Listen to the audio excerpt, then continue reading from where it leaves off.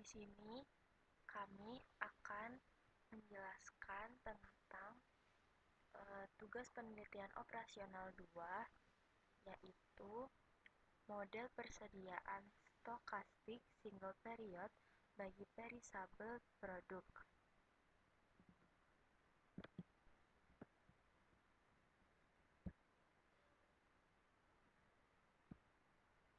Berikut adalah anggota kelompok kami. Yang pertama ada Syifa Sabrina Nauli dengan NIM D600 230 148.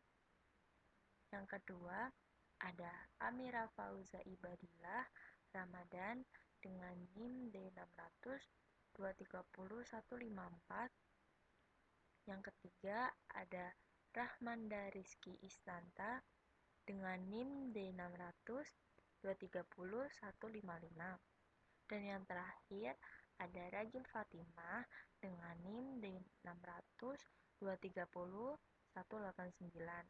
Kami dari kelas C. Berikut adalah pendahuluan tentang model persediaan stokastik single period. Manajemen persediaan merupakan aspek krusial dalam sistem rantai pasokan, terutama ketika berhadapan dengan produk yang memiliki umur simpan terbatas atau perishable goods. Dalam banyak situasi, keputusan persediaan harus dibuat sebelum informasi tentang permintaan aktual tersedia secara pasti. Untuk menangani ketidakpastian ini, digunakan pendekatan model persediaan stokastik single period yang dirancang untuk mengoptimalkan keputusan pemesanan dalam kondisi permintaan yang bersifat acak. Model ini sering dikenal sebagai Muse-Vendor model, dinamai dari situasi klasik penjual koran yang harus menentukan berapa banyak koran yang akan dibeli untuk dijual keesokan harinya. Jika memesan terlalu sedikit, terjadi kehilangan penjual dan potensi keuntungan. Dalam pendekatan stokastik single period, permintaan dianggap sebagai variabel acak dengan distribusi probabilitas tertentu. Model ini sangat relevan dalam konteks pengambilan keputusan cepat, produk dengan masa hidup singkat, dan lingkungan pasar yang tidak pasti. Selanjutnya, ada tujuan model persediaan stokastik single period. Model persediaan stokastik single period bertujuan untuk membantu pengambilan keputusan menentukan jumlah pemesanan yang optimal dalam satu periode dengan mempertimbangkan ketidakpastian permintaan dan karakteristik produk yang mudah rusak atau tidak bisa disimpan. Memaksimalkan expected profit atau laba ekspektasi, model ini berusaha mencari jumlah pesanan yang memaksimalkan rata-rata keuntungan yang diperoleh dalam satu periode dengan memperhitungkan pendapatan dari produk yang terjual. Biaya pengadaan produk, kerugian dari yang tidak terjual, atau jika ada sisa stok, kerugian dari kehabisan stok jika permintaan melebihi stok. Lalu, meminimalkan expected cost atau biaya ekspektasi. Dalam beberapa pendekatan lain, tujuannya adalah untuk meminimalkan total biaya ekspektasi. Selanjutnya, ada menyeimbangkan resiko kelebihan dan kekurangan stok permintaan yang bersifat acak, membuat manajer persediaan menghadapi trade-off. Yang terakhir, memberikan keputusan pemesanan yang rasional berdasarkan distribusi permintaan dengan memasukkan distribusi probabilitas permintaan atau normal, Poisson, dan lainnya. Model ini memberi landasan kuantitatif dan objek dalam menentukan jumlah pemesanan, bukan hanya berdasarkan intuisi atau data histori mentah. Kemudian kita akan membahas mengenai karakteristik utama dari model yang digunakan. Yang pertama yaitu ada single period atau satu periode, yaitu hanya berlaku untuk satu kali kesempatan pemesanan dan juga tidak ada pemesanan ulang atau penjualan sisa di masa mendatang. Kemudian yang kedua yaitu ada permintaan acak atau stokastik, di mana permintaan pelanggan tidak bisa dipastikan, tetapi diasumsikan mengikuti distribusi probabilitas, di mana distribusi ini misalnya seperti distribusi normal, distribusi eksponensial, dan juga distribusi Poisson. Kemudian karakteristik yang terakhir yaitu keputusan utama, di mana menentukan berapa banyak unit yang harus dipesan agar kerugian akibat kelebihan atau kekurangan stok bisa diminimalkan.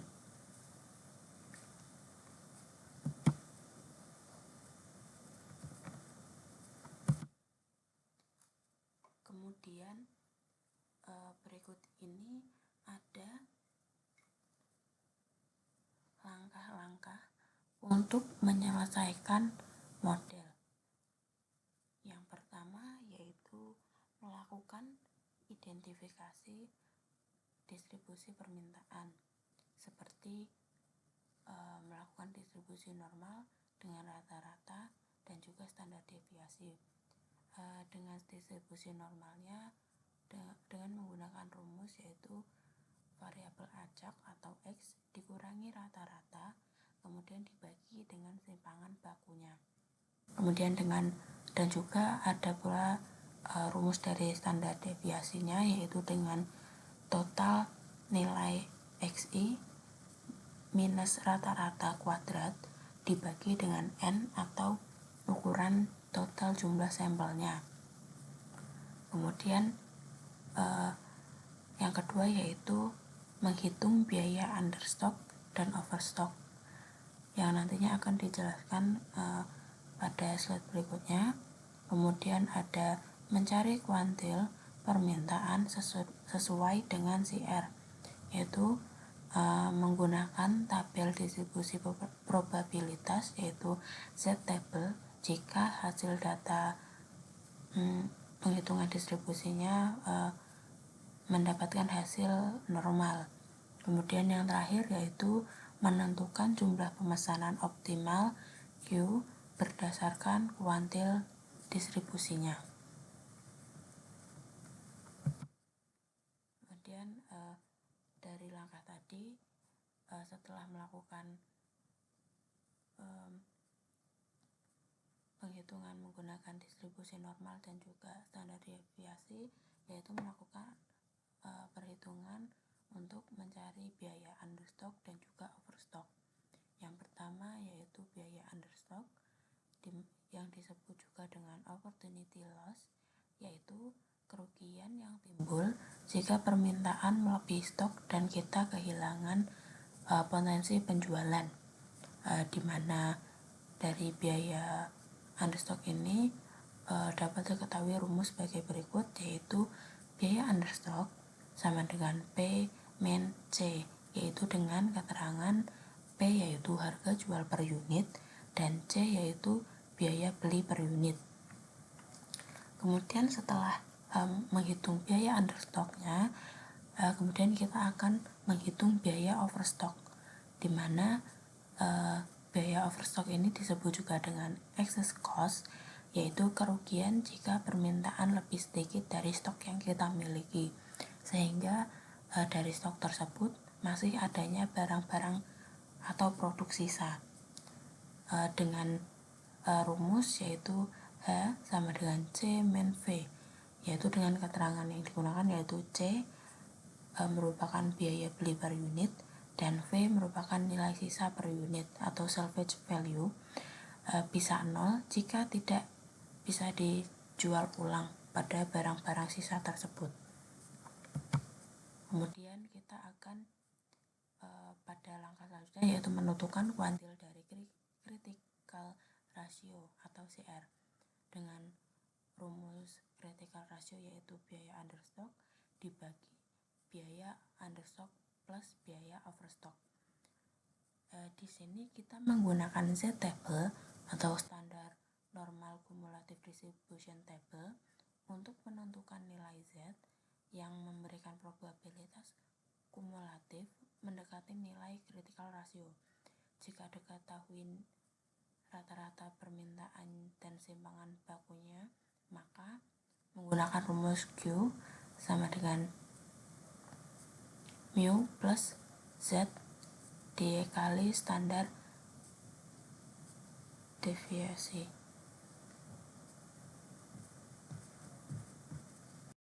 Yaitu menentukan jumlah pemesanan optimal atau Q bintang berdasarkan kuantil distribusi.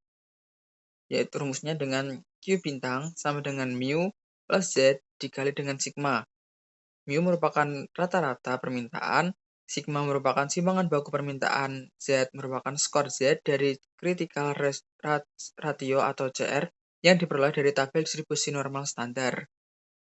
Contoh soal, sebelum menganalisis model secara umum, akan lebih baik untuk memulai dengan mempertimbangkan kasus yang lebih sederhana, yaitu ketika I0 sama dengan 0 atau tidak ada persediaan awal dan K sama dengan 0 atau tidak ada biaya setup.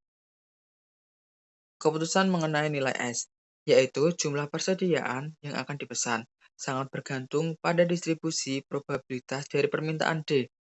Memesan lebih dari permintaan rata-rata mungkin diperlukan, tetapi kemungkinan tidak sebanyak permintaan maksimum. Diperlukan kompromi antara yang pertama ada risiko kekurangan stok yang menyebabkan timbulnya biaya kekurangan, dan yang kedua ada risiko kelebihan stok yang menyebabkan muncul biaya pemborosan akibat pemesanan dan penyimpanan berlebih. Hal ini diselesaikan dengan meminimalkan nilai ekspektasi dari arti statistik dari jumlah total kedua biaya tersebut. Berikut merupakan contoh soalnya atau contoh rumusnya. Bisa dilihat contoh soalnya, yang memiliki keterangan diketahui tidak ada inventory awal I sama dengan 0, yang kedua tidak ada setup cost K sama dengan 0, permintaan DDD persediaan acak atau random variable dengan distribusi probabilitas PD atau D, biaya per unit barang yang dipesan atau C, biaya kekurangan per unit atau storage cost atau P, biaya holding atau penyimpanan per unit barang sisa H, jumlah barang yang dipesan S, permintaan aktual atau D, fungsi biaya ketika permintaan adalah D, dan pemesanan adalah S diberikan oleh C atau dalam kurung D, S sama dengan CS plus P dikali max kurung kurawa 0, D dikurangin S tutup kurung kurawa plus H dikali max tutup buka kurung kurawa 0, S dikurangin D tutup kurung kurawa. Baik, selanjutnya saya akan menjelaskan terkait soal berikut. Yang ditanya dari soal tersebut yaitu bagaimana untuk menentukan fungsi biaya ekspektasi atau expected cost function dalam bentuk yang bergantung pada distribusi probabilitas permintaan PG. Nah, pada soal tersebut, kita dapat menjawab dengan langkah-langkah sebagai berikut. Yang pertama, untuk menyelesaikan soal berikut, kita dapat melakukan definisi dari nilai harapan atau expected value terhadap variabel acak D. Dimulai dari sini, dan dapat kita tuliskan dalam bentuk berikut. Lalu yang kedua, kita akan mengganti fungsi C dengan titik D dan S seperti ini.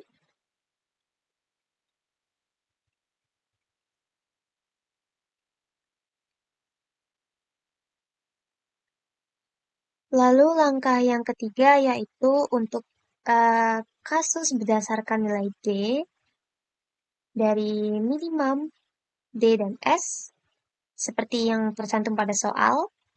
Untuk D lebih besar dari S, maka maksimumnya sebagai berikut.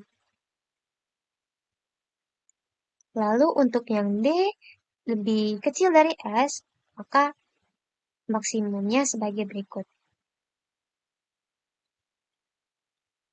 Nah, jadi fungsi biaya ekspektasi dapat ditulis menjadi sebagai berikut. Atau dapat ditulis ulang sebagai berikut.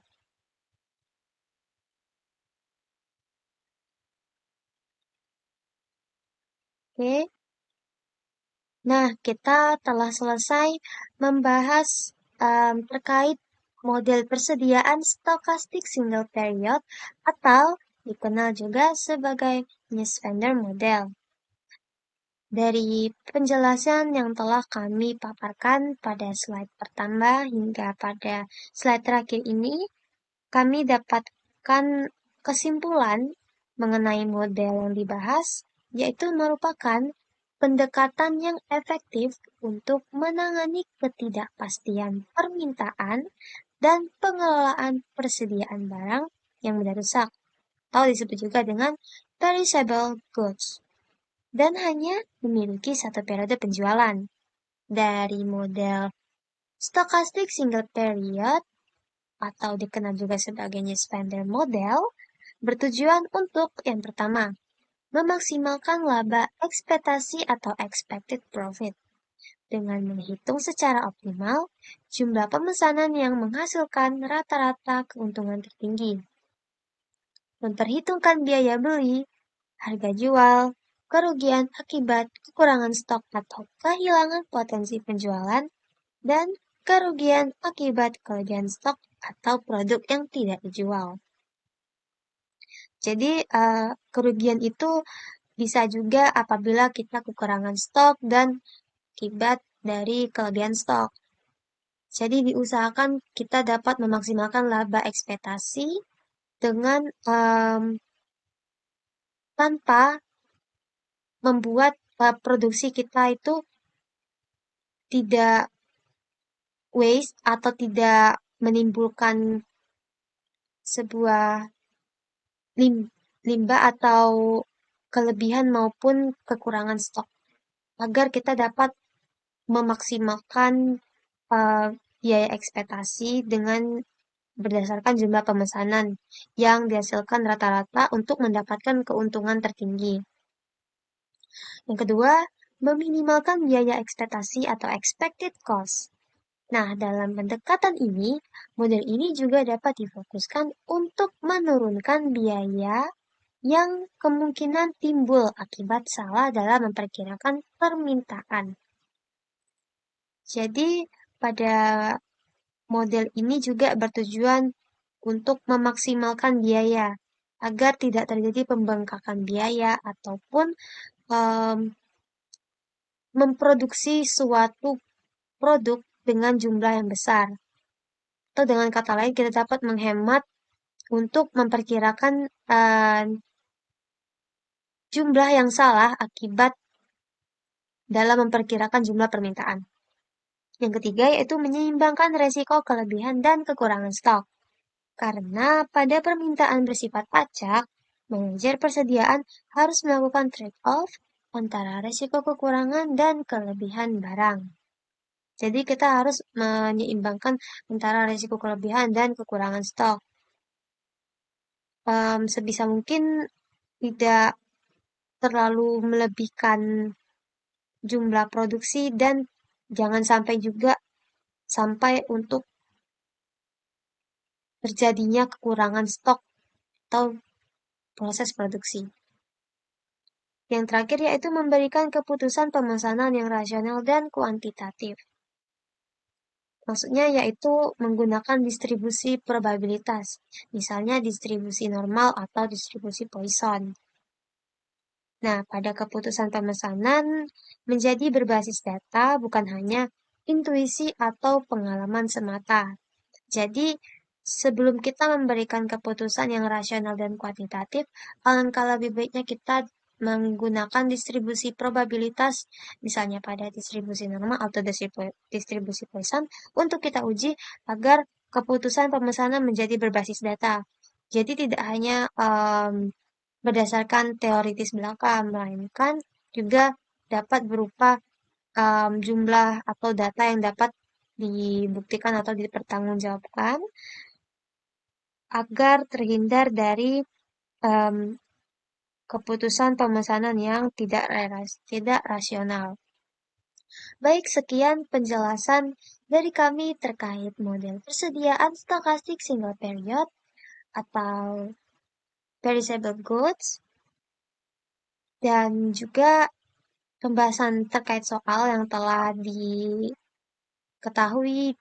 apa yang ditanya, dan bagaimana cara penyelesaiannya. Mohon maaf apabila kelompok kami masih terdapat kekurangan dalam penjelasan atau kata-kata yang tidak sesuai. Kami akhiri. Wassalamualaikum warahmatullahi wabarakatuh.